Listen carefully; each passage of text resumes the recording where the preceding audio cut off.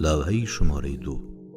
سوم برنامه‌ای که بیانگری پرداخت خرج‌هایم از درآمدم باشد. بنابراین هر بار که ماه کامل می شود 2/1 از همه درآمدم را باید صادقانه و عادلانه بین کسانی که به من اعتماد کردند و به من قرض دادند تقسیم کنم. این گونه در یک زمان معلوم و مشخص تمام خرج‌هایم پرداخت خواهد شد. بنابراین اینجا نام تمام کسانی را که به آنها قرض دارم به همراه میزان پرداخت عادلانه به آنها می نویسم. فخرو، دوزنده لباس 2.6 میز. سینجر، تختساز 1 نقره. احمر دوست من 3 نقره 1 میز. زنکر دوست من 4.7 میز. اسکمیر دوست من 1.3 میز. من بعد نامفهوم برقرار کردن غیر امکان است. لوحه شماره 3 به همه این طلبکارها مجموعاً 119 تنگه نقره و 141 تنگه میز قرض دارم.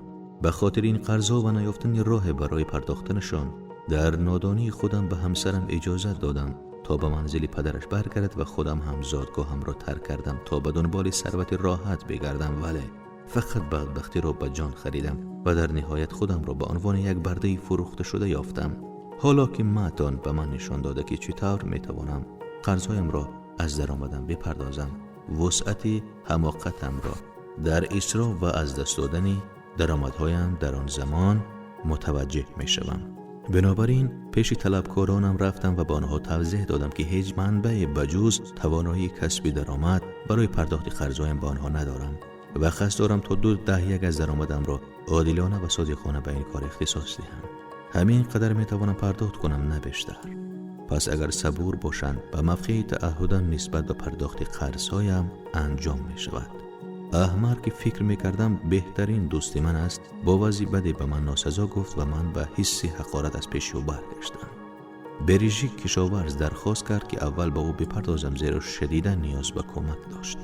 الکهد صاحب خانه موضوع را قبول نکرد و گفت اگر تمام طلبش را تیزتر پس ندهم مرا به دردسر میاندازد.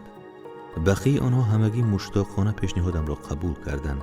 به هر حال حالا من از هر زمان دیگر مصممتر تا قرضم را پرداخت کنم، زیرا متقاعد شدم که پرداخت مطالبه های افراد بسیار آسانتر از فرار کردن از آنهاست. هرچند نتوانم خواسته های چند تا از آنها را فراهم کنم، ولی لااقل صادقانه و عادلانه با تمام آنها برخورد کردم.